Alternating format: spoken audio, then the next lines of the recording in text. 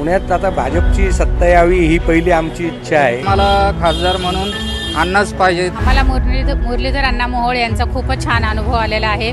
पुण्याचा खासदार पुण्यासारखाच असावा। मुरलीधर अण्णाचं काम सगळ्या पूर्ण मतदारसंघामध्ये एक नंबर। मुरली अण्णा मोहोळांचं काम चांगलं आहे, त्यामुळे यंग असेल मुरलीधर मोहोळ सारखे तर जास्त चांगलं होईल। लोकसभेचं सध्या वारं वाहतंय, काय वाटतं तुम्हाला की भाजपकडून कोण उमेदवार शिकेल किंवा कोण पुण्याचा खासदार होईल?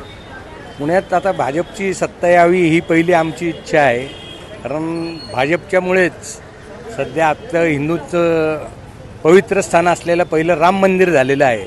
त्यामुळे पुण्यात तर पहिल्यांदा भाजपचाच उमेदवार विजयी व्हावा ही माझी मनापासून इच्छा आहे।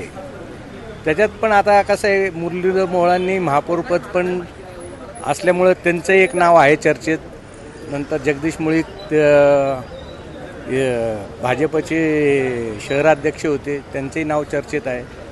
करोना काळात इकडं तिकडं बऱ्याच वेळा त्यांचे जनसंपर्क बऱ्यापैकी आहे। दृष्टिकोनातून जर बोलायचं असेल आमच्या, तर आम्हाला खासदार म्हणून अण्णाच पाहिजेत असं माझं म्हणणं आहे आणि त्यामुळं मी आमचं मागणं मानतोय। पण अण्णाच्या विरोधात धंगेकर उभे राहणार आहेत म्हणताय, काय वाटते कशी लढत होईल?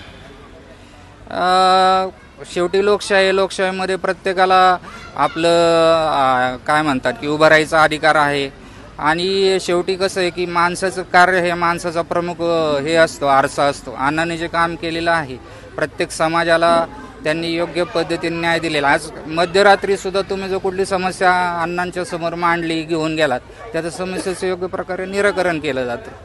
लोकसभेची आता उमेदवारीची चर्चा चालली आहे, लोकसभेचा खासदार कसा असावा पुण्याचा? आम्हाला मुरलीधर अण्णा मोहोळ यांचा खूपच छान अनुभव आलेला आहे। त्यामुळे परत ते उमेदवार आले तर आम्ही नक्कीच त्यांना निवडून देऊ। सगळ्यांच्या पसंतीचा तो उमेदवार आहे। लोकसभेचं वारं सुरू आहे, एक नागरिक म्हणून काय वाटतं की पुण्याचा खासदार कसा असावा आणि कोण होईल? पुण्याचा खासदार पुण्यासारखाच असावा। जसे पूर्वी कलमाडी होते, त्यानंतर कुणी असं डेव्हलप करायला सर्वसामान्य लोकांना कोणच नव्हतं, तर अशा टाईपने कुठल्याही पक्षाने द्यावा। कोण होऊ शकतं आहे उमेदवारी कोणाला द्यायची कोणाला नाही, काय कुणाची नावं तुमच्यापर्यंत पोहोचले? आता सध्या आपल्या विभागात तर मुरलीधर अण्णाशिवाय दुसरा कुठला पर्यायच नाही, कारण मुरलीधर अण्णाचं काम सगळ्या पूर्ण मतदारसंघामध्ये एक नंबर आहे। त्यांनी ज्या आरोग्यविषयी ज्या चांगल्या योजना आखल्या किंवा स्वच्छतेविषयी, कारण ही जी वस्ती आहे ही पूर्वी म्हणजे गरीब लोकांची वस्ती होती, परंतु आता इथे स्वच्छता किंवा आरोग्यविषयक ज्या विविध उपक्रम जे सरकार मोदी गव्हर्नमेंट जे करतं त्याच्यामध्ये मुरलीधर अण्णांचा सहभाग खूप मोठा असतो आणि त्यांच्या पुढाकाराने या गोष्टी प्रामुख्याने या वस्तीमध्ये चांगल्या प्रकारे होतात। त्यामुळे इकडच्या लोकांचं जनजीवन चांगलं व्यवस्थित झालेलं आहे। मला वाटतं का त्या दोघांपैकी कोणाला मिळावं, का मिळावं? एक मुळीकांचं आहे आणि मोहोळ।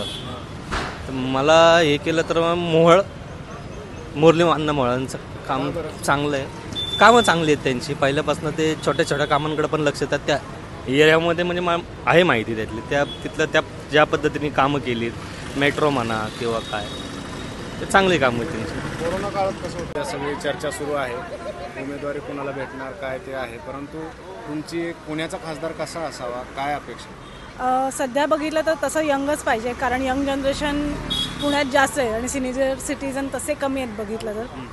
कारण जसं IT इंडस्ट्री वाढते तसं यंग लोक बाहेरची इकडे येतात, त्यामुळे यंग असेल मुरलीधर मोहोळ सारखे तर जास्त चांगलं होईल, कारण त्यांनी करोना काळात वगैरे फार मदत केलेली आहे। म्हणजे बाहेरगावचे जरी असले तरी त्यांना अन्न पुरवठा वगैरे करून त्यांना मदत केलेली आहे, त्यामुळे त्यांचं नाव सजेस्ट करेल।